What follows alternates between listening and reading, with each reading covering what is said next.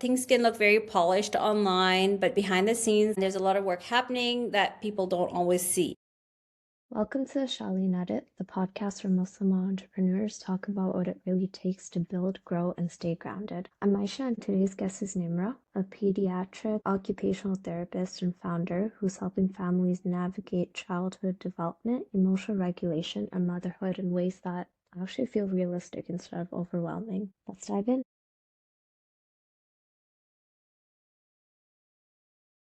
For someone discovering your work for the first time, how would you describe what it is that you do? Sure. I'm a pediatric occupational therapist and the founder of Life Skills Occupational Therapy. So, in terms of my work, I support children and families, especially moms, in developing everyday life skills so they can feel more independent, empowered, and confident in their daily lives. That includes things like emotional regulation, sensory processing, fine motor skills, executive functioning, feeding, and everyday life skills. That's always in a way that feels like realistic and connected to their real life. So a big part of my work is also coaching and supporting moms because I feel that when moms and parents feel empowered and supported, that's when their children thrive as well. Oh, I love that last line that you just said. Yeah, I think that's really important, right? Because that's the essence of what it is that I do, and I think that's basically what kind of describes what OT is. Yeah, that makes sense. What made pediatric occupation therapy stand out to you compared to other paths? So I'd say what really drew me to occupational therapy in general was that it looks at the whole person. So not just one skill or a person's challenges or their diagnosis. So in pediatric OT especially, we're constantly asking things like what's making daily life hard for this child and family, and how can we make it easier and more meaningful in a more manageable way, right? So I love that OT consisted of so many layers, so like the physical, the emotional, cognitive, social, sensory, and environmental factors. So it's not just about teaching one skill in isolation, it's about helping children participate more fully in their everyday lives. So you're looking at the whole picture. And then I was also really drawn to how creative pediatric OT can be. It's very relationship based as well. So we work on things like emotional regulation, but you could do that while baking cookies, for example. And then building fine motor skills through play or support executive functioning through everyday routines like getting ready for school or packing out lunch. So for me, it didn't feel like one dimensional. It felt like very human, very functional. And I felt like it's really part of real life and helping a child grow. So that's something that really drew me to it. Okay, I see. Yeah, like I like how you said it's in every little thing in life. I didn't think about it that way.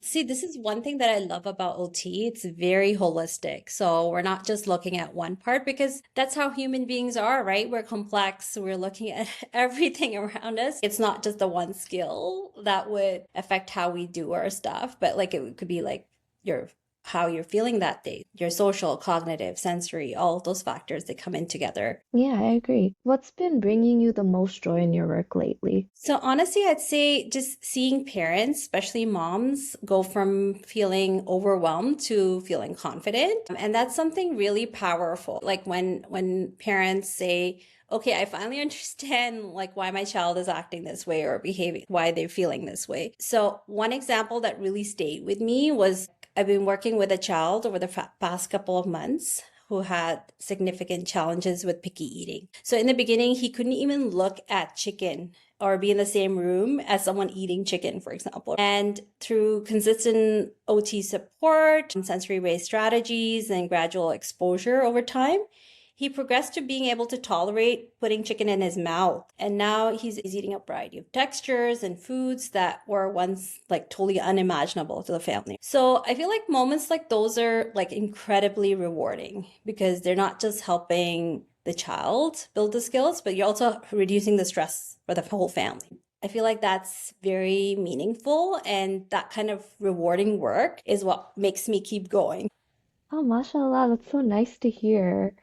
I was a picky eater growing up, so I didn't realize it's something you could work on. Yeah, absolutely. And I feel like nowadays a lot of my clients are picky eaters. So it's one of the main skills that I'm working on with kids in terms of feeding and their textures and texture progression. And a lot of people don't know that OTs, specifically pediatric OTs, can work on that specific thing. Just because it involves one of your daily living skills, which is eating. That's a big part of our life. So if you're able to eat a lot more textures and a lot more foods, it makes a huge difference in the family dynamics. Meal times, they're much easier. It's a big relief for parents, for moms specifically. So that helps a lot. Do you remember the moment you realized, wait, I could actually build something like on my own out of this? Yes. And I think it wasn't just one huge dramatic moment. I feel like it was a bunch of small moments that were adding up. Families kept coming back and referring friends and messaging me months later, saying some of the recommendations that I had made for them were making changes in their life. And I realized that then that parents weren't just looking for therapy sessions, they were looking for support from someone who looked like them. They were able to provide, like I was able to provide them guidance and reassurance and practical tools that they could use in their daily life. And that was the moment that I started realizing that this could become something much bigger. It really encouraged me to start my private practice. Yeah, I love that. And what was the first real moment that made you stop and think, okay, this is becoming something real? I'd say probably when my schedule started filling up through just word of mouth alone. That really felt meaningful because it meant the families weren't just satisfied. They felt cared for enough to recommend their experience to others. And that's when I realized this was becoming more of a real thing and that the work I was doing was truly making an impact in people's lives. How did life skill occupational therapy change you as a person? So I'd say it made me grow in ways that I didn't expect. Professionally, I became more confident in my abilities and clinical reasoning. But personally, it also taught me to become more patient, to set boundaries, and to become more authentic instead of feeling like I had to be perfect all the time. Also, as a mom of four, it deepened my empathy towards other families and other moms. I now understand how hard it is for families behind the scenes. So I become less focused on perfect parenting and more focused on helping families create sustainable systems that actually work for their real lives. Okay, I see. Something stuck out to me. You said perfect all the time. So were you a perfectionist, would you say? I'd say definitely earlier on, that is something that I've been kind of recovering from.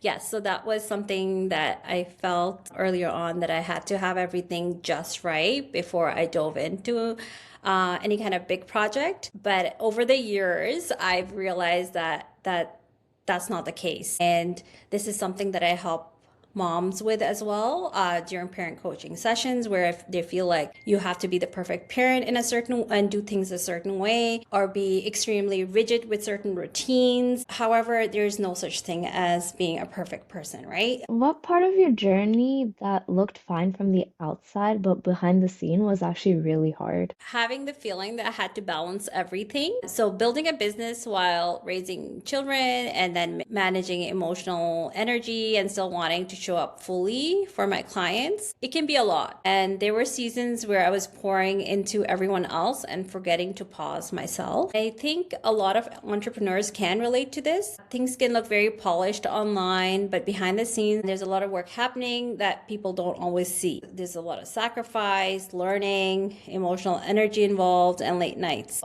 Building something meaningful takes a lot more than what just shows up. So I think that felt difficult for me initially.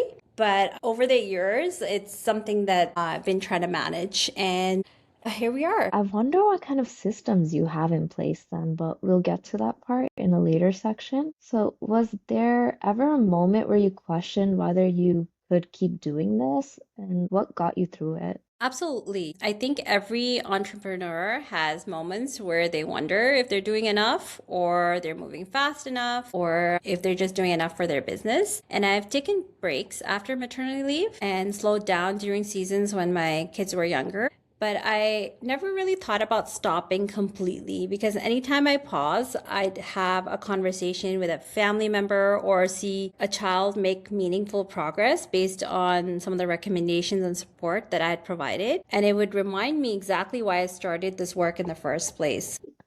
Um, it's giving it's your calling. I think it really is. I enjoy it a lot, and I feel like this work is so meaningful that I just can't, like, even when I've had pauses, I've been like itching to go back. I think it's something that I will pursue for a long, long time. I don't see myself stopping. Mashallah, I love that for you because I realize that's not really an easy thing, finding something that's truly your calling. Yeah, and you know what? I feel like it took me a while to get here. In undergrad, I didn't know that I was going to be an occupational therapist. In fact, like many people, I didn't even know what an OT did, right?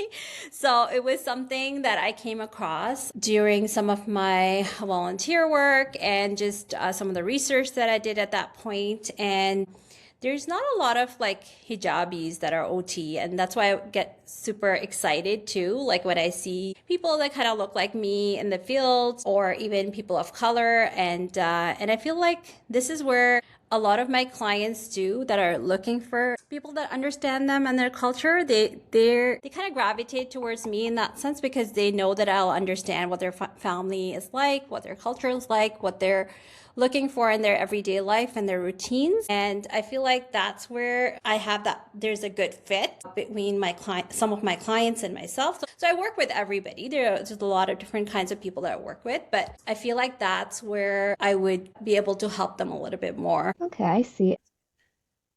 Do you feel like being a Muslim in your field comes with extra pressure or assumptions, like especially like on social media? And what's that been like for you?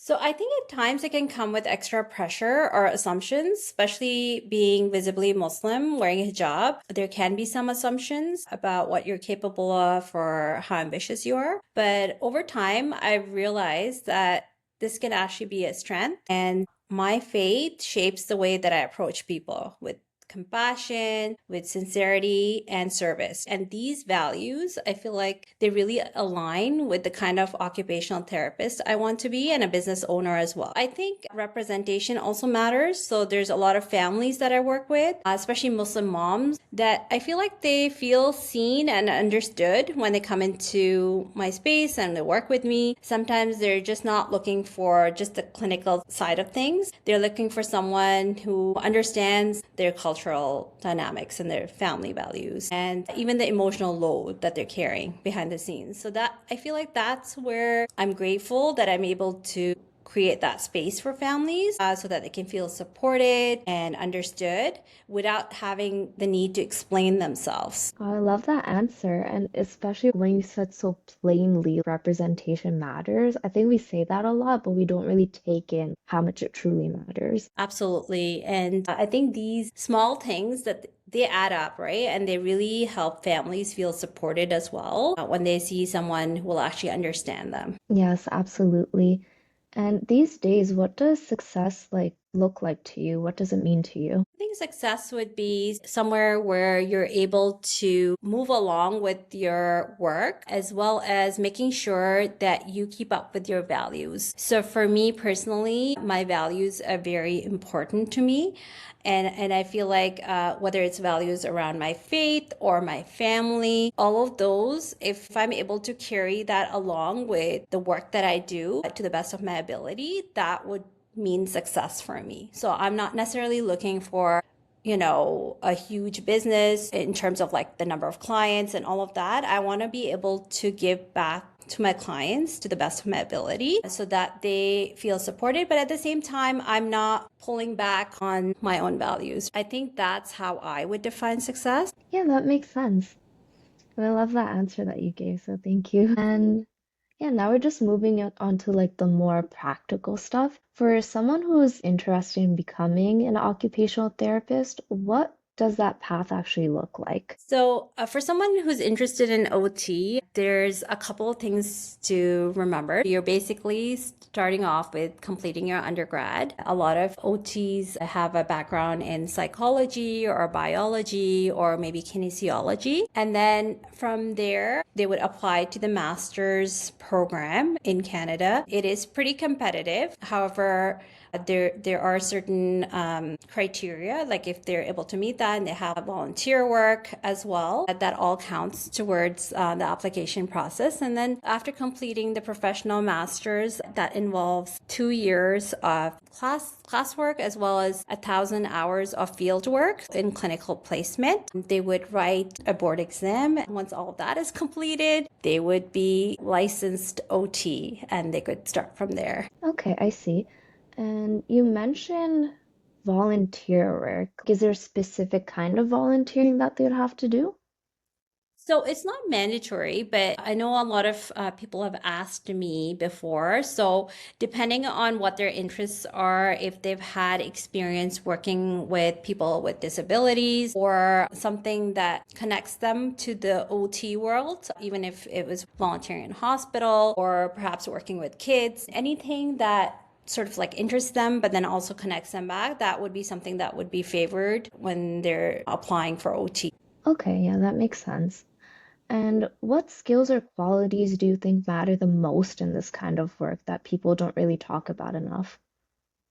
I would say compassion is one of the biggest ones. Having empathy for others and, being able to put yourself in their shoes and kind of thinking about how the world works for them. With occupational therapy, you work with a lot of people that have disabilities. This could be a permanent disability or a temporary one, right? So having the ability to see what the person is going through, thinking of it from many different angles, it really helps a lot. And then also having curiosity, asking people questions, asking them not just about how they're feeling, but then just also about how they're living, what's more meaningful to them, because OT is a lot about what is meaningful to the person, to the client, and how their quality of life can be improved with that. So I feel like that curiosity piece is a big one. And sometimes I feel like in my line of work that I'm a detective, because you are piecing together a lot of things and helping people come up with solutions and recommendations that would work for their daily living and that would improve their life and their quality of life. Yeah, okay. Yeah, it's seeming like you said it's a lot of detective work, but with a lot of emotional intelligence involved. Absolutely. And at the end of the day, we're also looking at a lot of evidence-based research, and that's where we're not just recommendations that you're coming up with on your own. A lot of it is evidence-based, and that's where the professional masters, that's where it helps. A lot of the decisions are based on that and the clinical reasoning as well. What's one mistake people make when entering care-based work or starting a purpose-driven business or I brand? think one of the mistakes that people sometimes make is that they're just doing things that are on trend and they're not necessarily following their purpose, or they haven't really connected to what it is that drives them. So that I feel like that, especially in when you're working with other people and you're serving them, you want to make sure that you're connecting with them and that you have your own values. You know what your values are, and you are connecting with other people based on that as well as their values as well. Okay, I see. And what's something you've learned about helping people that completely changed the way that you work? I'd say helping while working with a lot of families, you realize at the end of the day, they're all looking for connection in a sense. And that's where I felt like parent coaching was really able to help a lot of moms that were struggling with their motherhood journey. So they wanted someone to be able to understand what they were going through, and that was important for them. And that's where I was able to provide them some support through their motherhood journey, and then also provide recommendations as well for them. All right, and actually a question I had from like beforehand, because you're a mother, you're also an occupational therapist and such. And then you also mentioned you were still studying when you were engaged or married, right? Yeah, it was just a few weeks after I got married. Oh, yeah. So I was wondering, how did you balance everything? So it was definitely tough. It was a lot of learning in terms of like figuring out how to manage my time. I was commuting as well. So there was that extra bit of time that I had to box into my schedule. It did require a little bit of work and sort of getting into the rhythm of things because you can never really get that balance right. I would say that that's something that we strive for, but it really is hard to balance, right? Like that's the reality of things. Always remembering and coming back to what's important that helps to sort of prioritize what would go first on my daily schedule in terms of like how I managed it. I would say I will look at what's the most important thing and just kind of scheduling it in and then kind of trying to balance it from there because it is hard, especially when you have your family and like things that are going on in your life and then you're also studying and completing like a professional master's that requires a lot of work. A lot of late nights reading reading articles. I remember reading a lot of articles and that took up a lot of time, but it was definitely worth it. Ah, okay, yeah, I see what you mean. Ooh, we're getting to the next part, which is a lightning round. This first one is a fill in the blank. A good day at work always starts with blank. It always starts with intention, having a good intention. Oh, I like that. You could wake up in a bad mood, but if you have a good intention and you renew your intentions for the day, it can really make a world of a difference in terms of not just like your mood, but also your ability to get through the day and also to enjoy the day, really, right? Because you're renewing your intentions, you're saying, hey, I'm doing this to please Allah subhanahu wa ta'ala, for example, right? So whether it's a faith-based intention or I'm doing this because this is good line of work and this is what I'm passionate about. So I feel like that would really make a difference in making sure my day goes well. And next question, would you rather a perfectly planned day or a fully flexible one? I'd say a bit of both. Having some kind of structure is important in the day, but then things never really go as planned, right? So you can plan something, especially when you have little kids at home, or even I work with kids for my line of work. I feel like you can plan and have your structure there, but then that flexibility makes it fun. So you go with the flow. Yes, absolutely. This is something that I'm finding I'm learning. Yeah, I couldn't agree more. And I think it gets a little bit difficult when you come from that space where you were a perfectionist and then kind of like breaking through and you're like, oh, my perfect like schedule didn't go as planned, you know? But then just kind of remembering that flexibility piece, that's also very important. Your day doesn't have to be perfect if it's scheduled. You can still make it go really well. Just making, you can be a little bit more easygoing and kind of be like, you know what, like it's okay. It's okay if it didn't go as planned, but you can make it still a good day with just having that right attitude and right intention. You learn that a lot when you work with kids because sometimes they're just not in the mood to get through the therapy session, right? So then you got to improvise. And I think for me that really like I learned it on the job, I would say. Ah, absolutely, yeah. And what's one thing you always have in your bag as a mom and as an OT? Snacks, I would say snacks. So as a mom, for sure, snacks. And then I also carry stickers as well because those go a long way. Oh, okay, that's interesting. Like the snacks I get with the stickers. Yeah, stickers are a lot of fun and also quite motivating for some of my clients as well, right? Depending on what they're interested in. Like I have like all sorts of stickers in my bag. You could everything from like Paw Patrol all the way up to like princess and shiny stickers and stars and all sorts of themes. Depending on the child, they can pick and choose, and it goes over really well. Oh, it's so cute. And so if your kids could rate your OT skills at home, what score are we getting and why? So I'd say they'd probably give me like maybe a 7.5 out of 10. And the reason why I say this is because yes, I work with kids, and a lot of people will come back to me and say, "Oh, well, your kids probably have it all right because you do the same things with them." But things are very different at home. Like at home, I'm mom, right? So I'm their safe space. They learn a lot of things from me.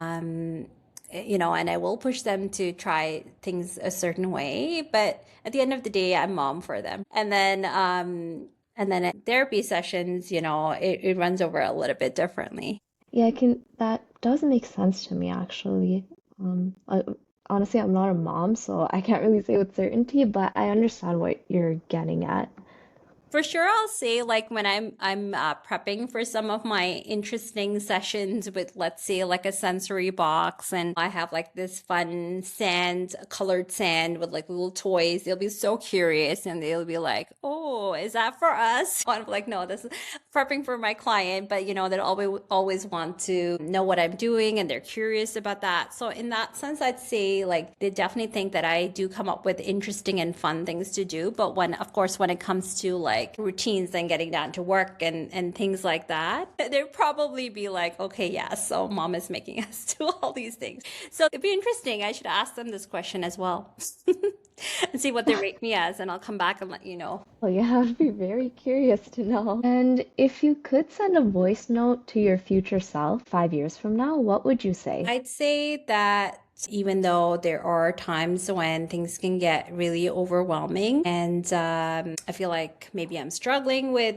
just balancing everything behind the scenes, I would say to keep going, because it's so important, the work that needs to be done, and how much change you can see within families with the kinds of strategies and recommendations and the therapy and the coaching that I do with parents and families. Even if we flip the question a little bit and I ask clients that I've had 5 years ago, if I think of it now, like I can see the changes, and I'll have clients that come up to me and say that they've seen those changes in their kids, and all that hard work that we put in was so worth it, because now they're more independent and more confident in the things that they needed to do. So for my future self, I would say just keep going and keep at it, and just remember to stay true to my values, and keep continuing with this work, because it's just so important. Yes, your work is so important.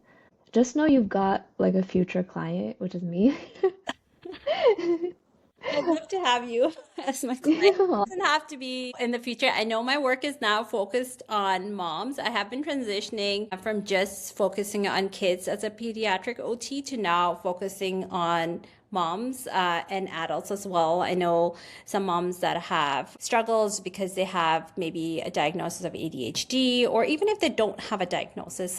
Really, this is the wonderful thing about OT, that I don't need to work with somebody who has a diagnosis. Really, it's somebody who's just struggling with one skill or a particular task. And within 4 to 6 weeks, if we work on it with our SMART goals, you can see a huge difference, right? And this is why I feel like my work is so rewarding, because in a short span of time, I can see a huge difference in a person's abilities, what they're able to accomplish, their confidence levels. And that's why I'm so passionate about the work that I do. Okay, then expect me to be a client soon. You're most welcome.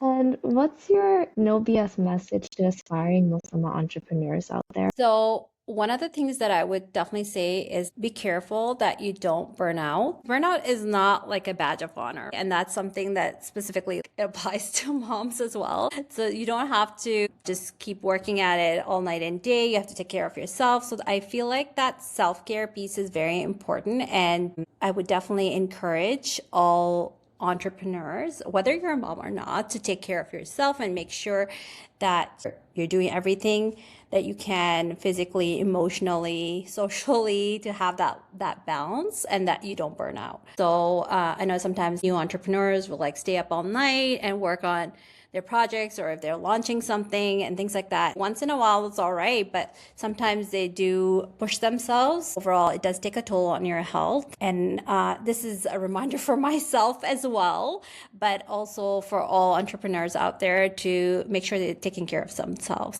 Thank you for that reminder. That's such an important reminder, especially for like the world that we live in now. Absolutely. I feel like even having that social media break or turning the phone off for like a day and, taking a nature break, walk in the forest, getting your steps in, all of those things are so important. I know we hear about them all the time, but actually applying that, it just makes a world of a difference. Yeah, exactly. And for anyone who wants to connect with you and like learn more about your work, where can they find you online? So you can find me online on my website, which is lifeskillsot.ca. I can be found on Instagram, and my handle is at lifeskills.toolbox. So I hope to see you there. Please send me a message whenever you want to connect or even just to say hi. I'd love to see all of you. And that's a wrap. If this episode inspired you, subscribe and share it with one friend who needs this nudge. Until next time, keep your hustle graceful and your dreams loud.